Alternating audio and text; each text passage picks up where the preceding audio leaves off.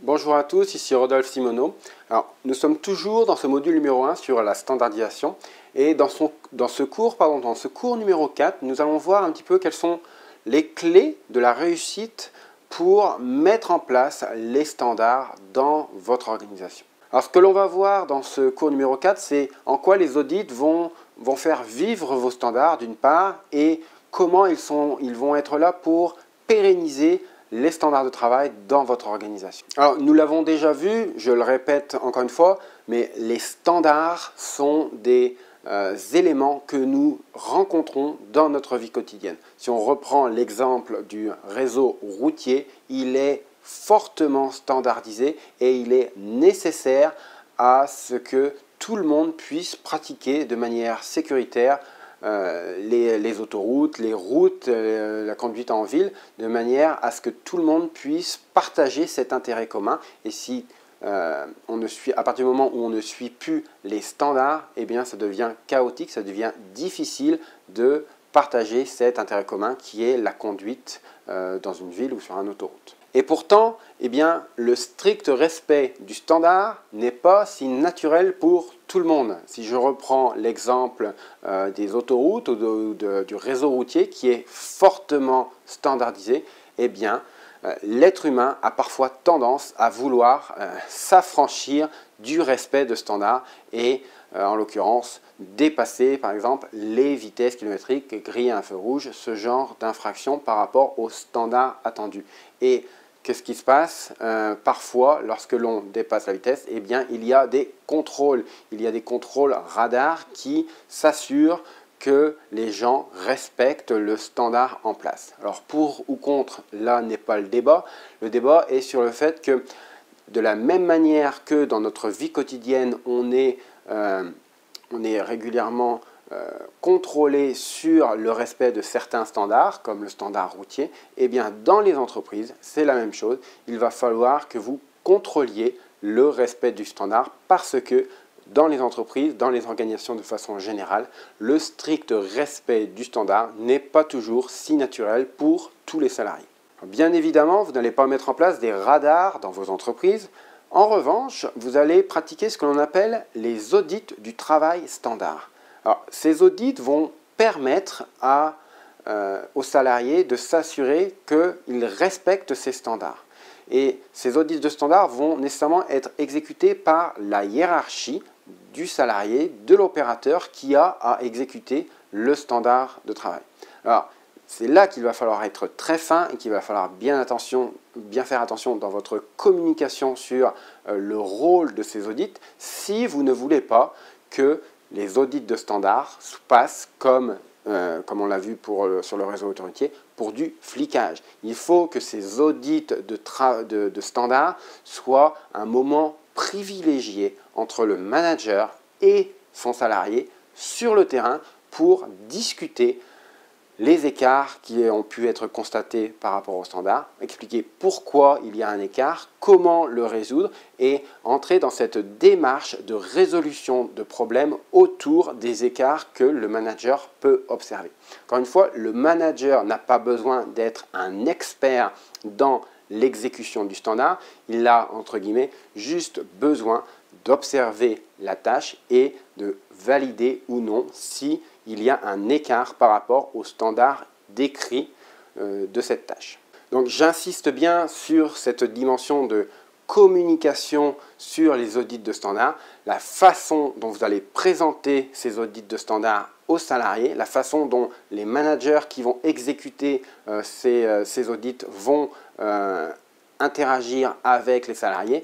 Eh bien, c'est ça qui va définir ou non si ça va passer pour du flicage ou pour une séance privilégiée pour résoudre des problèmes et faire progresser l'organisation. Et c'est bien au rôle du manager de challenger le pourquoi des activités, le pourquoi on exécute le travail de cette façon-là et d'obtenir des explications de la part de l'opérateur afin d'identifier des opportunités de l'amélioration. À partir du moment où ce dialogue est établi, le manager va pouvoir déceler des points faibles dans le standard, l'opérateur va partager des frustrations qu'il peut avoir dans son quotidien pour exécuter ce standard ou d'autres activités qu'il a exécutées dans le cadre de son activité professionnelle, de manière à faire ressortir auprès du manager ce qu'on appelle des irritants, des opportunités d'amélioration que le manager va pouvoir identifier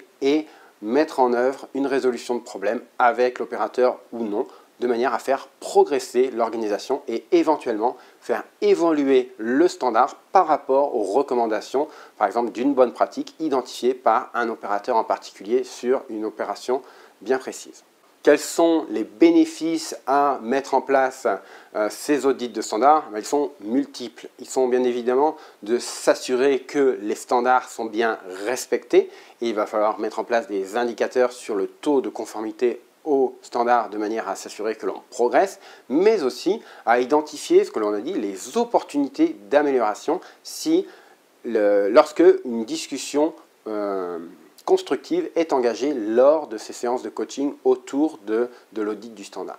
Ça va permettre aussi évidemment de réduire la variabilité parce que on est plus conforme au standard et par effet domino d'augmenter la productivité puisque les standards sont établis dans cette optique de productivité mais aussi d'amélioration d'autres dimensions comme la sécurité, l'ergonomie, différentes dimensions sur lesquelles sont attendus les standards. On a déjà parlé donc de cette phase critique de pérennisation des standards et qu'est-ce qui va faire durer l'application des standards opératoires dans votre entreprise? C'est tout d'abord s'assurer que les standards sont bien adoptés par les personnes qui doivent les mettre en œuvre. Ils sont adoptés au sens où ils sont d'accord et qu'ils sont partagés avec une vision commune autour de ces standards. Ensuite, qu'ils sont bien validés, que tout le monde est d'accord sur le contenu et la façon de faire qui est donnée par le standard.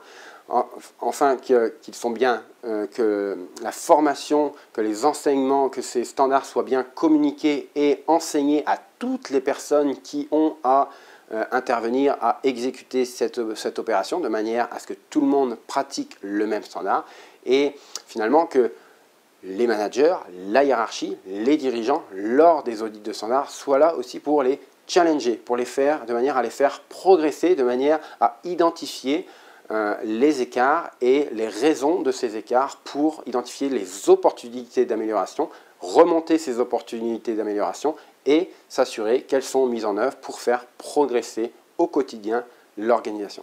Et le dernier point, c'est que ces standards doivent être révisés de manière régulière et de manière systématique, même si on pense avoir atteint l'état de l'art sur cette opération. Il faut régulièrement s'assurer que l'on est toujours en phase avec le contexte de production, avec le contexte économique, avec le contexte technologique, que ces standards sont toujours bien en phase avec ce contexte-là, de manière à éventuellement réviser, à faire progresser ces standards opératoires.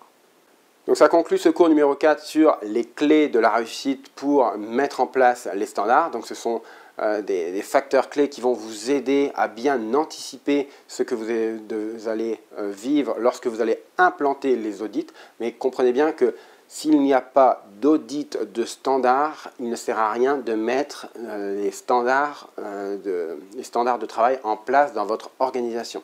Si vous réglementez la vitesse à 130 km/h sur l'autoroute, mais que vous ne contrôlez jamais que les gens roulent à 130, eh bien, il y aura une forte variabilité quant à l'utilisation de cette vitesse de référence pour pratiquer les autoroutes. C'est la même chose dans nos organisations.